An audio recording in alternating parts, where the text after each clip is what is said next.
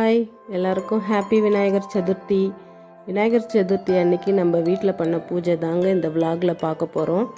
Morning என் குழந்தைங்க 2 பேரும் எழுந்து விநாயகருக்கு சிலை வாங்கலான்னு சொல்லிட்டு கிளம்பிட்டாங்க. நாங்கள் வீட்டு பக்கத்துலேயே இருக்காங்க சிலை செய்கிறவங்க, அங்கே நேரடியாகவே போய் மனையில் வாங்கிட்டு நம்ம வீட்டு விநாயகரை அழைச்சிக்கிட்டு வந்தாச்சு. வீட்டுக்கு வந்ததும் தமிழ் அபிஷேகம் செய்கிறான் பாருங்கள்.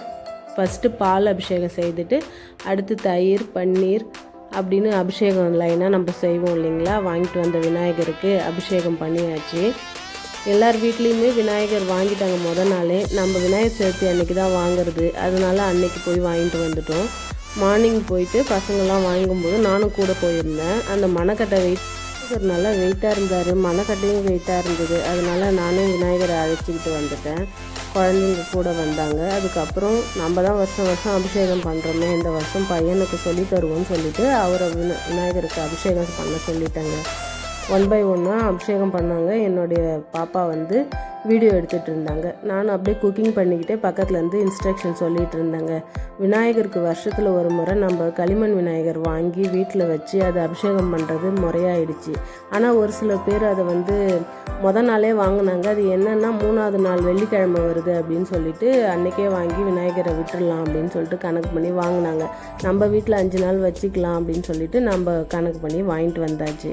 விநாயகருக்கு அபிஷேகம்லாம் பண்ணிவிட்டு பூவு எருக்க மாலை அருகம்புல்லாம் சாத்திட்டு என் பையன் விநாயகருக்கு டெக்கரேஷன் பண்ணிவிட்டு விட்டுட்டாரு. அதுக்கப்புறம் நான் வேட்டி சாத்திட்டு அதுக்கப்புறம் அந்த டெக்கரேஷனுக்கு இன்னும் கொஞ்சம் அழகு சேர்க்கலான்னு சொல்லிட்டு பூவெலாம் எக்ஸ்ட்ரா போட்டு நம்ம வீட்டு விநாயகரை அலங்காரம் பண்ணியாச்சு.